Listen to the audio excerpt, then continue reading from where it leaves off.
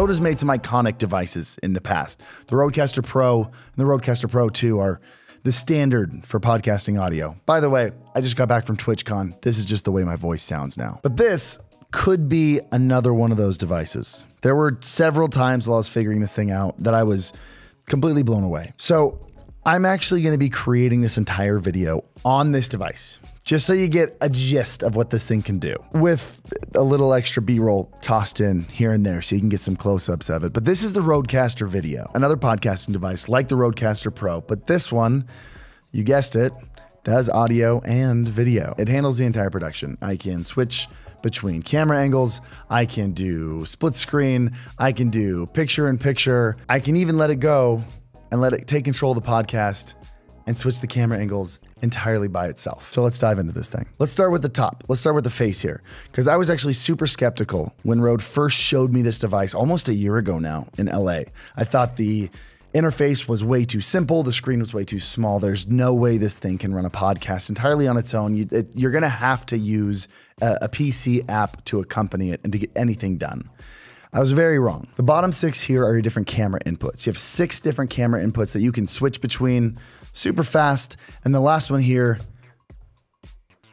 is just a fade to black. The top row up here are 7 different custom scenes that you can create out of your sources. And then over here, you have some interface controls. The top button here switches the top row so it triggers media instead of scenes. So I could add a video, maybe like my video intro to A, and tap it and trigger that video. The second button here switches the top row to overlay, so you can switch custom overlays on the fly. The third button here is how you create multi-source streams. So I can slap my camera down at the bottom of this and then save it to one of the scenes at the top, and I've got a brand new scene just like that. And then the bottom button down here is how you trigger chroma keying. So you can see if I hit this, all the green's gonna be keyed out to be transparent. It's not a perfect green screen, so it doesn't look great, but if it were a green screen, it'd be invisible. On the right side, over here, you have your inspector, so you can adjust your sources and change inputs.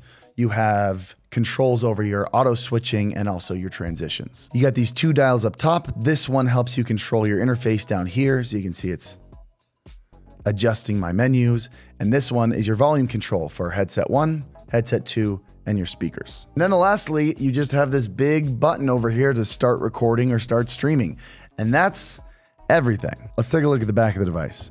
It has a ton of I/O. On the left side, we have 2 combo jacks with some fantastic preamps, so you can plug any mic, including, of course, the SM7B into it. You got 2 outputs for monitors or speakers there. You got 2 headphone outputs right there. We've got 2 HDMI outs for you to plug into monitors, so you can see not only what's being broadcast, but also a whole control view. We've got 4 HDMI capture inputs for you to connect cameras or laptops or whatever you need. Then we've got 5 USB ports. So these first 2 are to plug into the PC that's either controlling or capturing the audio. The second one is to plug an SSD into to record to, which is what I'm doing right now. And then the last 2 we will get to in just a second. This is a very complex and powerful device. Maybe one day I'll do a full run through of exactly how everything works, but today I need to pick and choose my favorite things to share with you. So what I wanna do is I wanna share with you a couple things that had some real wow moments, like things that blew my mind, 3 things that blew my mind while I was going through and learning how this thing worked, okay?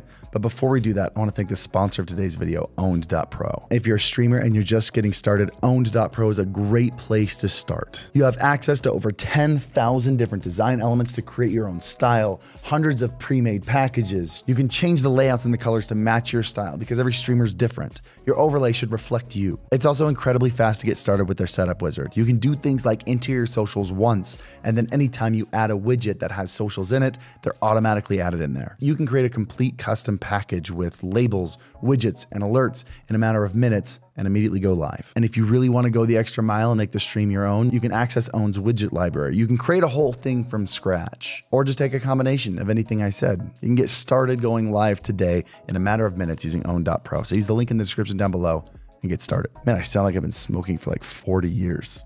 It's those TwitchCon parties. So let's talk about 3 things that gave me absolute mind blow moments when I was learning how this thing works. Starting with number 1, the expandability on this thing is absolutely wild. Remember those 2 extra USB ports on the back that I didn't tell you about yet? Well, some of you are watching the port section of this video on the back going, I will never need more I/O than that. But some of you are watching this and saying, I sometimes have 3 or 4 guests on my podcast. I need a couple more inputs. Well, you can use those USB ports for almost anything. I actually have 5 cameras plugged in here because one of them has a capture card plugged in and another camera plugged into it. That's actually this camera right here. This is going through an Elgato capture card into this USB port right here. You can also plug USB mics into this, like the pod mic USB. And not only is this microphone going in here as a separate input that it recognizes in the mixer over here, you can see I can go to USB 5 right there. I don't know if you can read that. But if you have other guests on here that have other mics, lots of times they're gonna need other headphones. I wasn't expecting it to work this way, but when I plugged my headphones into here, I noticed I could hear both microphones. Not only does the Rodecaster Video pick up this microphone as a mic, but it also picks it up as an output, and it sends the entire mix back to the microphone so the person using this mic can hear anything. On top of that, this is the crazy part. If you really need some serious audio, maybe you have 6 people in there at a time, you can plug in a Rodecaster Pro or a Rodecaster Duo into one of those and have a full mixing suite with faders going through the Rodecaster Video. It's really cool how far you can go with connecting things to this. There's also wireless connectivity, so you can use the Rode Wireless Go microphones. If you're using an XLR interface on top of your camera, you can actually split the HDMI audio into left and right separate mono tracks. I don't think anyone will ever run out of I/O on this device.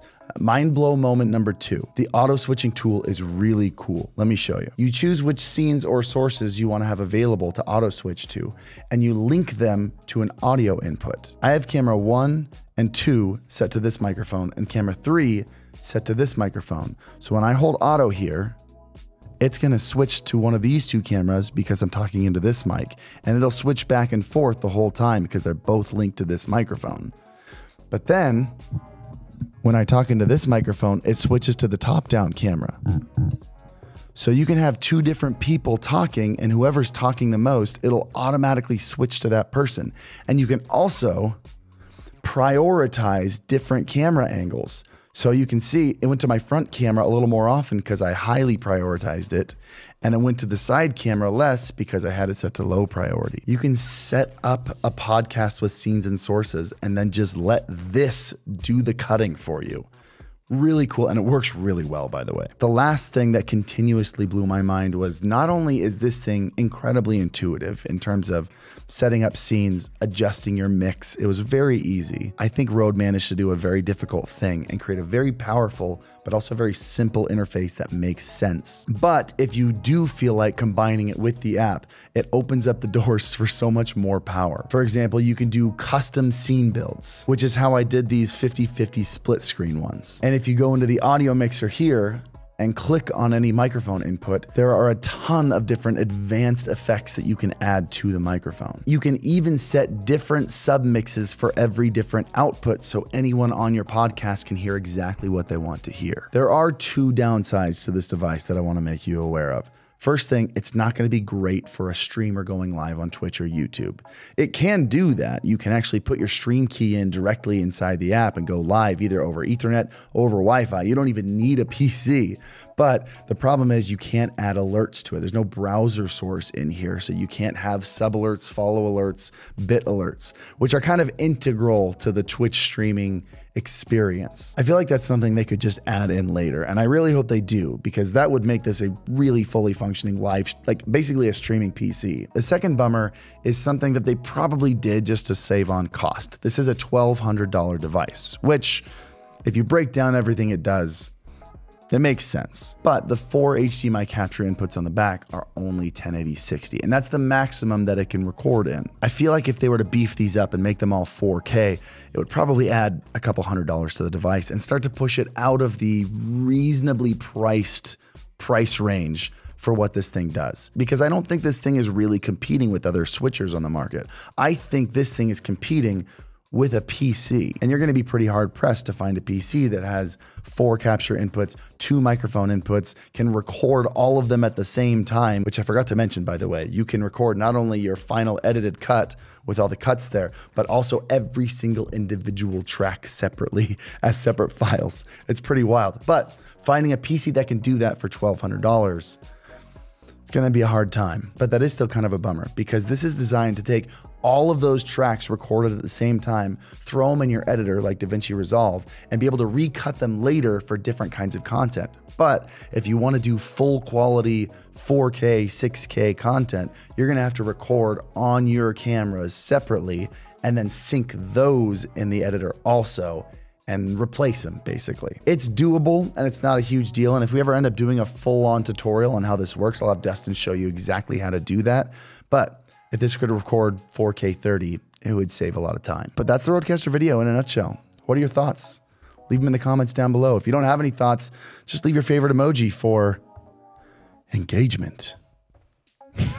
I added that scene in there just for that moment. Also hit the like button if you're still watching. Subscribe for more videos like this if you haven't already. And as always, happy streaming.